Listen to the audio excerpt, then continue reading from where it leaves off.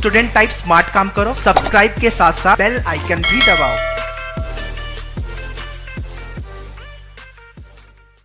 Hello guys, welcome to the Manu Education.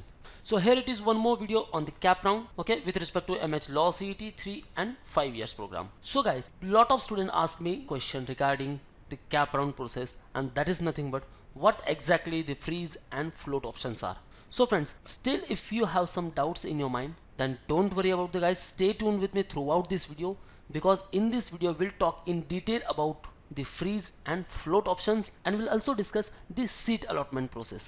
Okay, what will happen if you got the seat as per your first preference or other than first preferences. So before that, subscribe our new YouTube channel, the Manual Law Entrance, which is very specific to all law entrance exams such as MH Law CET, CLAT, DU LLB, BHU Law, SLAT, LSAT, ILAT and others. So you will get updates on all these respective entrance exams. Okay guys, so link I also mentioned in the description. Just click on that link, subscribe the channel. Okay guys, and tell me what are your doubts and queries are, and also tell me which type of video you wanna, so we will make the video as per your recommendations. So guys, to get the best coaching for all law entrance preparations, call our board line number 8828581455. Now let's come to our main point, what exactly the freeze and float options are. So I got lot of queries regarding the freeze and float options, and even with the seat allotment process. So first we'll talk about the official notice by the CET cell, then we'll discuss about the freeze and float options in a simple way, and at last we'll also discuss about some of the important questions and their answers. So guys, before choosing your seat preferences, first of all आप ये notice go through कर लो guys. Okay, 4 points are listed here. I also got the comment regarding last 2 points of notice are confused. Okay, so we'll solve it. So very first one, if candidate is allotted the seat as per his or her first preference. So यहाँ क्या होगा, अगर आपको first preference मिल चुका है, suppose आपने GLC के लिए अप्लाई किया था, आपको जीएलसी मिल गया है, ऐसे में आप कुछ भी नहीं कर सकते. Okay, you will be auto freezed. जो भी आपको सीट मिलेगी वो ऑटो फ्रीज होगी, आप उसे कैंसिल नहीं कर सकते. Candidate will have to accept the allotted seat. आपको वो एक्सेप्ट करनी पड़ेगी क्योंकि आपका फर्स्ट प्रेफरेंस आपने दिया था और सेम सीट आपको मिल गया. ओके, सो आप कोई सेकेंड राउंड में पार्टिसिपेट नहीं कर पाओगे. देन आपको रिपोर्ट करना है to the allotted college for the verification of document and payment of seat acceptance fee through candidates login. Okay, through online mode से आपको seat acceptance fees पे करनी है. उसके बाद आपको फिजिकली रिपोर्ट करना है to the particular institute. Okay, physical reporting के रिगार्डिंग भी मुझे काफ़ी क्वेश्चंस आए, वो हम लास्ट में बात करेंगे. अब इतने में क्या बताया है, आपके फर्स्ट प्रेफरेंस के हिसाब से आपको सीट मिल चुकी है, लेकिन आपने सीट एक्सेप्ट नहीं की है, ना ही आपने पर्टिकुलर कॉलेज में विजिट किया है. इन दैट केस तब क्या होगा, जो भी सीट आपको अलॉट हुई है shall stand forfeited automatically and the seat shall become available for fresh allotment in round 2. That means वो जो सीट है आपकी वो आपको नहीं मिलेगी and that will become freshly available, जो राउंड 2 कैंडिडेट्स रहेंगे उनके लिए मिलेगा. Now in this case, अगर आपको सेकेंड राउंड में पार्टिसिपेट करना है तो आप उसमें पार्टिसिपेट नहीं कर सकते. क्यों? For such candidate allotment so made in round 1 shall be final allotment. इसके बाद आप डायरेक्टली राउंड 3 में पार्टिसिपेट करोगे, जो कि होगा इंस्टीट्यूट लेवल राउंड. ओके, सो जिनका भी फर्स्ट प्रेफरेंस मिल चुका है, ऑटो फ्रीज हो चुके हो, आप उस कॉलेज में जाके एडमिशन ले लो. आपके लिए कैप राउंड का प्रोसेस कंप्लीट हो चुका है. ओके, अगर आप एडमिशन नहीं लेते हो फर्स्ट राउंड में, देन आपको वेट करना होगा सीधा राउंड 3 के लिए.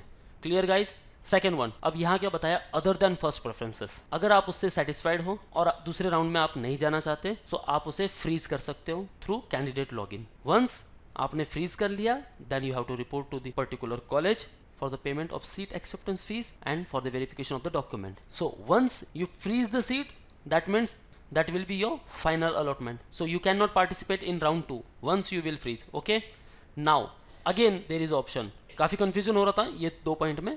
What it says, other than first preferences, जो कि विजिट नहीं कर रहे हैं पर्टिकुलर कॉलेज में, सो उनकी सीट उन्हें नहीं मिलेगी. राइट, वो सेकेंड राउंड में पार्टिसिपेट कर सकते हैं, वो यहाँ बताया है. ओके, डी में ये देखो, other than first preference not accept the seat by not reporting to allotted institute, you can participate in subsequent round 2. Then if the candidate who frees the seat shall then not be eligible to participate in subsequent cap round 2.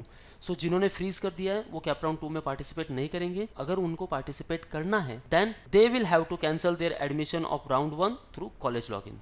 Now still if you have any confusion, we'll see in a simple way. So हम यही थे, the freeze and float options. So friends, अगर हम बहुत ही simple तरीके से बात करें, then freeze means समझ गए होंगे आप, एक जगह जम जाना, राइट। एंड फ्लोट मीन्स आप फ्लोट कर रहे हो यहाँ से वहाँ और वहाँ से यहाँ, और आप बोल सकते हो first round to second round, second to third round. लेकिन फ्रीज मीन्स फर्स्ट राउंड में फ्रीज हो तो वही रुक गए, सेकंड राउंड में फ्रीज कर दिया तो वही रुक गए, आगे नहीं जा पाओगे, right. So guys this is the simplest way to understand what exactly the freeze and float options are. But the process of freeze and float is little bit confusion. So what exactly happened in the freeze and float, जो कि हमने notice में already discuss कर लिया है, उसी को हम कुछ सिंपल तरीके से बात करेंगे। So we have to talk about the seat allotment first. Okay guys, आपने जो भी प्रेफरेंसेस दिए थे, फर्स्ट, सेकेंड, थर्ड, फोर्थ, आपने ये चारों प्रेफरेंसेस दिए थे। फॉर एग्जाम्पल जीएलसी को आपने दिया था फर्स्ट प्रेफरेंस, आईएलएस को दिया था सेकेंड प्रेफरेंस, प्रवीण गांधी को दिया था आपने थर्ड प्रेफरेंस, और फोर्थ प्रेफरेंस आपने दिया XYZ कॉलेज को। Now the process starts, that is nothing but the seat allotment process. So very first one, जो भी प्रेफरेंसेस दिए हैं उसके लिए authority with respect to your marks, जो भी आपके सीईटी में मार्क्स हैं, for example ABC, according to that and according to each particular college cut off आपको एडमिशन मिलने वाला है। ये बात तो आप जानते ही हो। सो फर्स्ट प्रेफरेंस अगर आपको जीएलसी मिल चुका है, सो दैट मीन्स ये क्या हो गया, ये हो गया ऑटो फ्रीज, क्योंकि आपको आपका फर्स्ट प्रेफरेंस मिल चुका है GLC. So you can not participate in second round. Simple guys. Now यही जीएलसी आपको अगर फर्स्ट प्रेफरेंस में मिल चुका है और आपने रिपोर्ट किया नहीं, सीट एक्सेप्टेंस फीस पे नहीं की, तो क्या होगा, तो आपका एडमिशन जीएलसी में कैंसिल हो जाएगा और आप सेकेंड राउंड में पार्टिसिपेट नहीं कर पाओगे। आपको सीधा जाना है थर्ड राउंड में, जो कि है institutional level round. Clear guys, ये हो गया आपका first preference. Simple. Now will talk about the other than first preferences. So GLC तो आपने फर्स्ट प्रेफरेंस दिया था, लेकिन आपको आईएलएस मिल चुका है। ओके, आपको other than first preference, that means आपको आईएलएस मिल चुका है। अब आईएलएस के लिए अगर आपने फ्रीज किया है, आपने सोचा चलो जीएलसी में नहीं मिला, आईएलएस में मिल चुका है, मैं ले लेता हूँ, फ्रीज कर लिया, फिर क्या होगा, you can not participate in second round, क्योंकि यहाँ आपने फ्रीज कर लिया है। That means you are taking admission in to the ILS college. So आपको क्या करना है, report to the ILS, seat acceptance fees pay करो, then report physically to the ILS for the verification of the documents. जो भी documents है verify करना है और वहाँ आपको एडमिशन ले लेना है। So will talk about all the chances. Okay, so this one the first chance. Second one, अगर आपको आईएलएस मिला है, because it is other than first preference, so आप चाहते हो कि मुझे आईएलएस में एडमिशन नहीं लेना है, I was looking for GLC, so आप क्या करोगे, ऑप्शन को फ्लोट कर दोगे। ओके, अब यहाँ अगर आपने ऑप्शन फ्लोट कर लिया है, then you can participate in the second round. Yes, अब सेकेंड राउंड में आप ट्राई कर सकते हो जीएलसी के लिए। बट फ्रेंड्स, यहाँ क्या होगा, आपने ऑप्शन फ्लोट किया है, सेकेंड राउंड के लिए चले गए हो, जीएलसी के लिए अप्लाई कर रहे हो, बट जो आईएलएस की आपको सीट मिली है ये कैंसिल हो जाएगी, because you are participating in second round और यहाँ आपने कोई सीट एक्सेप्टेंस फीस पे नहीं किया है। सो this is the second chance. Now third chance, अगर आपको आईएलएस मिला है, ओके, आपको जीएलसी चाहिए था, देन आपने उसे फ्लोट कर लिया, बट आपने सीट एक्सेप्टेंस फीस पे की है आईएलएस को। Okay, then you can participate in second round और आप जीएलसी के लिए ट्राई कर सकते हो। अगर जीएलसी में एडमिशन मिला, सो आप यहाँ सीट एक्सेप्टेंस फीस पे करोगे, डॉक्यूमेंट्स वेरीफाई करोगे, ये एडमिशन आप कैंसिल करोगे। और यहाँ अगर जीएलसी में नहीं मिला, then you can take admission to the ILS, क्योंकि यहाँ आपने सीट एक्सेप्टेंस फीस पे की है।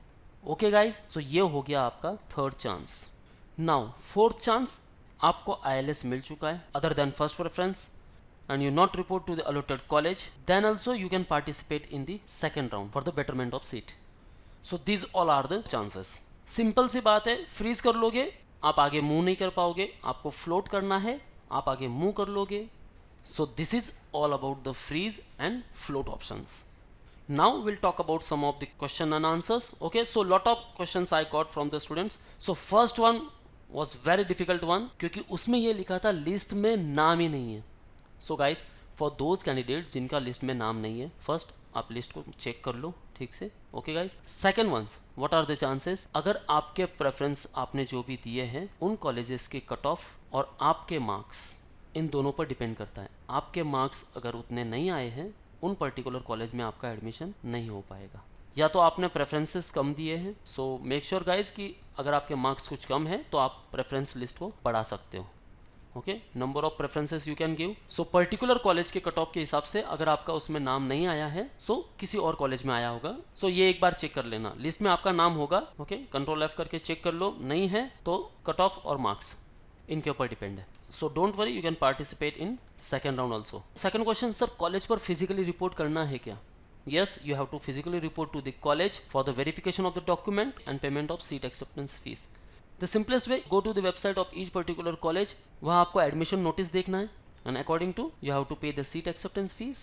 Okay, you can contact to the college also. Admission department को आप कॉल कर लो, उनसे कॉल करके बात कर लो, आप फीस पे कर सकते। ओके, थर्ड वन, फ्लोट करना है तो अलॉटेड कॉलेज में जाना पड़ेगा क्या? नहीं, अगर आप ऑप्शन फ्लोट कर रहे हो तो आप सेकेंड राउंड में पार्टिसिपेट कर रहे हो। बट यस गाइज, अगर फर्स्ट सीट को आपको वैकेंट रखना ही है आपके लिए तो आपको सीट एक्सेप्टेंस फीस पे करनी है। उसके लिए आपको पर्टिकुलर कॉलेज से बात कर लेनी है, एडमिशन डिपार्टमेंट से, आप उनको ऑनलाइन सीट एक्सेप्टेंस फीस भी पे कर सकते हो।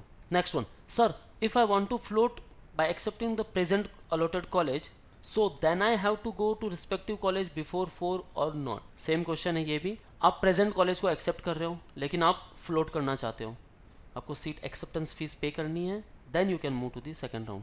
Okay, after freeze can I participate in second round? freeze के बाद आप second round में participate नहीं कर पाओगे, क्योंकि अगर आपने freeze कर लिया है that means आपने first preference को select कर लिया है। जो भी आपको preference आया है या आपका other than first preference आया है आपने उसको select कर लिया है, you cannot participate in second round. अगर आपको सेकेंड राउंड में पार्टिसिपेट करना है then through the college login, okay, आपको उस पर्टिकुलर कॉलेज में जाकर आपका एडमिशन कैंसिल करना होगा, then you can participate in to the second round. Okay guys, so this is all about the freeze and float options. Still, if you have any doubts regarding freeze and float and even of the seat allotment process, then guys feel free to ask me in the comment box. So we'll try to give answer for all of your queries, or we'll make a separate video on that also. So don't worry about the cap round process. Just visit to the official website of particular college, go to the admission notice part. The date is 30th Jan to the 4th of Feb.